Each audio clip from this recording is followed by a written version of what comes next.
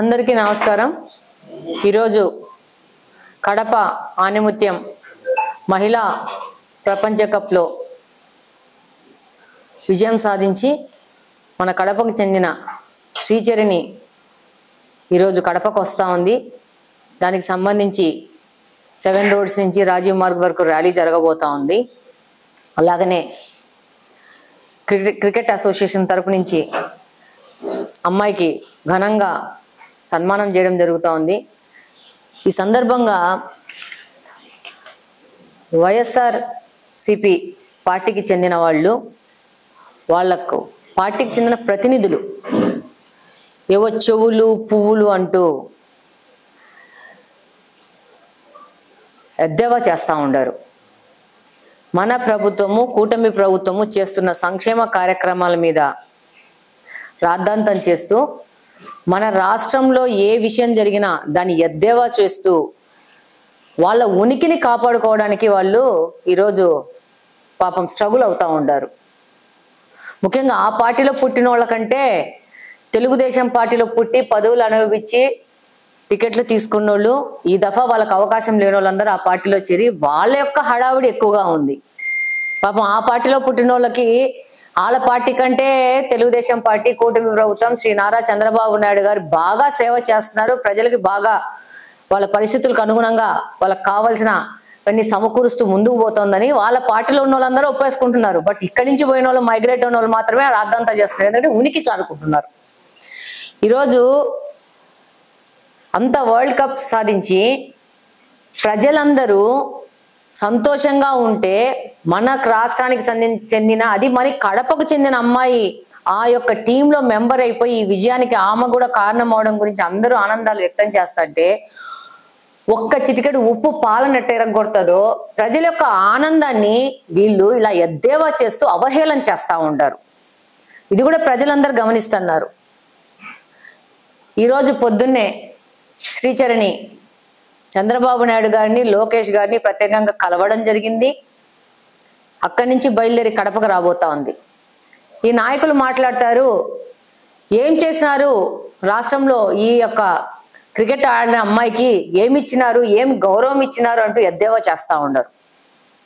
పక్క రాష్ట్రాల వాళ్ళు 1 కోటి రూపాయలు ఇచ్చినారు, మనోళ్ళు ఏం పట్టించుకోవట్లేదు, మా యువ నాయకుడు నారా లోకేష్ గారి గురించి ఎద్దేవా చేస్తూ జెర్సీ వేసుకొని పోయినాడు బొంబాయి మ్యాచ్కి, మరి ఏమి చేసినాడు అని చెప్పేసి ఎంత తొందర అంటే ఇది మాట్లాడకపోతే మళ్ళా ప్రభుత్వం ఇచ్చేసినా కూడా మాట్లాడకపోతే మా యొక్క మైక్ మీద పట్టుకున్న మాటలు ఎవరు వినరని ఆత్రం ఆవేశం ఎక్కువ అయిపోయింది అనమాట। వాస్తవంగా ఏ రోజు మ్యాచ్ అయిందో అదే రోజు రాత్రి మన అధ్యక్షుడు parliament polit bureau member Srinivas Reddy గారు లోకేష్ గారితో మాట్లాడడం జరిగింది।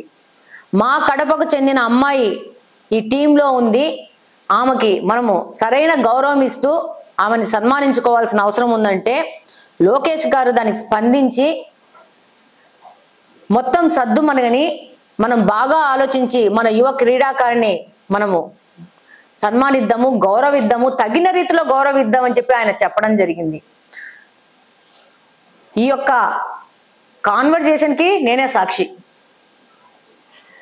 ఏ విధంగా మా నారా లోకేష్ గారు మా ముఖ్యమంత్రి నారా చంద్రబాబు నాయుడు గారు మహిళ పక్షపాతో ఆ విధంగానే ఈరోజు సగౌరవంతో వాళ్ళు కలవడం జరిగింది మన యువ క్రీడాకారిని। అక్కడి నుంచి తను ఇక్కడికి వస్తోంది కడపకు। ఈ లోపలే మీ అందరికీ తెలుసు 2.5 కోట్ల రూపాయల మాకు బహుమతిగా ప్రకటించడం జరిగింది, గ్రూప్ 1 స్థాయి ఉద్యోగం ప్రకటించడం జరిగింది। అలాగనే కడపలో దాదాపు 1000 గజాల స్థలాన్ని కూడా ప్రకటించడం జరిగింది। పక్క రాష్ట్రాల వాళ్ళు ఎవరు ఇవన్నీ ఇంత చేయలా, ఒక ఓన్లీ ఆంధ్రప్రదేశ్ లో అది నారా చంద్రబాబు నాయుడు గారు ముఖ్యమంత్రిగా ఉన్నప్పుడే మహిళలకు ఇంత పెద్ద గౌరవం దక్కుతాదని చెప్పి మళ్ళా ఒకసారి చెప్తున్నాను।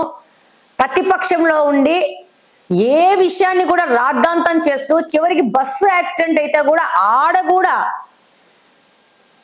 కల్తీ మద్యం వ్యాపారం చేసిన పెద్ద మనుషులు మాట్లాడే పరిస్థితుల్లో దిగజారిపోయినారు। ఉనికి కాపాడుకోవడం తప్పితే ఇంకేం లేదు। రాష్ట్ర ప్రజలను వీళ్ళు మాట్లాడుతూ పోతా ఉంటే వాళ్ళు వీళ్ళ మాటలకి ఏమైనా అట్రాక్ట్ అవుతారంటే చీత్కరించబడ్డారు కదా, వాళ్ళ వైపు అట్రాక్ట్ చేసుకోవడానికి ఇలాంటి మాటలు మాట్లాడుతున్నారు। ఏ విషయం మీద మాట్లాడాలా, ఏ విషయం మీద మాట్లాడకూడదు, ఏ విషయాన్ని రాద్ధాంతం చేయాలా, రాజకీయం ఏంది, ఇంకొకటి ఏందని అవగాహన పరిపక్వత పోయి మాట్లాడుతూ ఉండాలని తెలియజేసుకుంటా ఉన్నాను.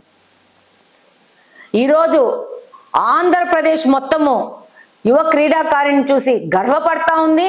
అలాగనే కడప ఆస్పిరేషనల్ డిస్ట్రిక్ట్ నుంచి ఈ యొక్క శ్రీచరిని ఇక్కడి నుంచి పోయి అంత పెద్ద పేరు ప్రఖ్యాతులు సాధించి తీసుకురావడం అనేది కడప అంతా ప్రతి ఒక్క పౌరుడు, కడప జిల్లాలో ప్రతి ఒక్క పౌరుడు గర్విస్తా ఉంటారు.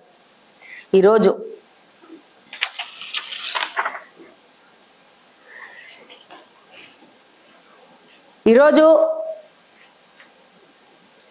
శ్రీచరిని లాగానే ఎంతో మంది యువ క్రీడాకారులు, క్రీడాకారిణులు కడప నుంచి మంచి ప్రతిభ కలిగిన వాళ్ళు ఇక్కడి నుంచి ఉన్నారు. నేను క్యాంపెయినింగ్ చేస్తున్నానే కడప జిల్లాలోనే, కడప నియోజకవర్గంలోనే ఎంతో మందిని కలిసినా. నేను నా దగ్గరికి వస్తున్నారు. వాళ్ళందరికీ ఇంకా అవకాశాలు మెరుగుపడడానికి వాళ్ళ విజ్ఞప్తులు తీసుకొని వస్తున్నారు. ఈ రోజు కూడా వచ్చారు. క్రికెట్ సంబంధించిన పిల్లలు వచ్చారు, చిన్న చిన్న పిల్లలు, అండర్-12 నుంచి ఆడిన పిల్లలు. కానీ లాస్ట్ టైం పవన్ కళ్యాణ్ వస్తే కూడా చాలా ధైర్యంగా మన యువ క్రీడాకారులు మాకు ఈ యొక్క సౌకర్యాలు కావాలని పవన్ కళ్యాణ్ దృష్టికి కూడా మెయిన్ స్కూల్లో వచ్చినప్పుడు చెప్పడం జరిగింది. చెప్పిన వెంటనే ప్రభుత్వం సానుకూలంగా స్పందించి వాళ్ళకి మహిళా కోచ్ను కూడా పంపించడం జరిగింది.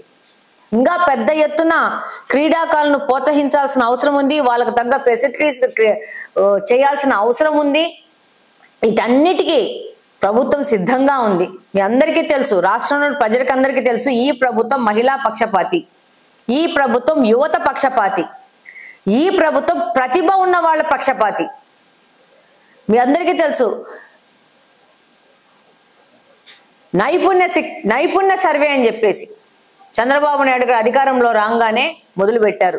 ఎవరికి కెపాసిటీలో వాళ్ళని ఇంకా ఎక్కువ ప్రోత్సహించి వాళ్ళ ద్వారా రాష్ట్రానికి, సమాజానికి మెరుగైన పేరు తీసుకురావాలా, వాళ్ళకి యొక్క ఆర్థికంగా అభివృద్ధి చేయాలనే విధంగా ఈ విధంగా ఈ ఎద్దేవా చేస్తూ వాళ్ళ ఉనికిని కాపాడుకోవడానికి ఏదేదో మాట్లాడము, తొందరపడి మాట్లాడము మంచిది కాదు.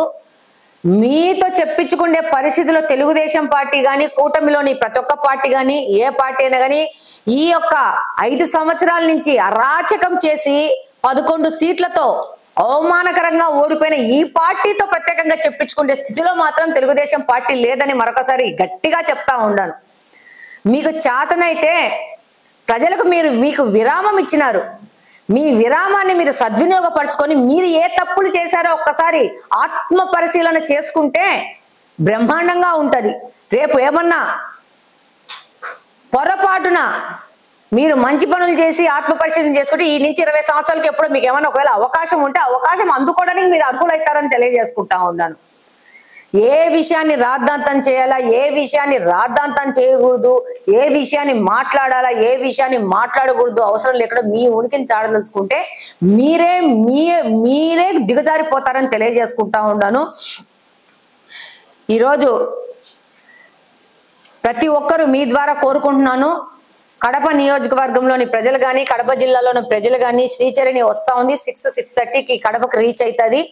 కడపకు రీచ్ అయినాక ఆమె విజయానికి, మనకు ఆమె ఇచ్చిన గౌరవానికి, కడప నియోజకవర్గానికి, కడప జిల్లాకి మనకు దక్కిన ఈ గౌరవానికి ఆమెని సాదరంగా ఆహ్వానిస్తూ ఆమె సన్మాన కార్యక్రమంలో ప్రతి ఒక్కరూ పాల్గొనాలని కోరుకుంటున్నాను. అలాగనే మహిళా క్రికెట్ జట్టుకి మరొకసారి శుభాకాంక్షలు తెలియజేసుకుంటూ, అలాగనే శ్రీచరిని భవిష్యత్తు కూడా బ్రహ్మాండంగా ఉండాలని ఆశిస్తూ ధన్యవాదాలు తెలియజేసుకుంటా ఉన్నాను. Thank you very much.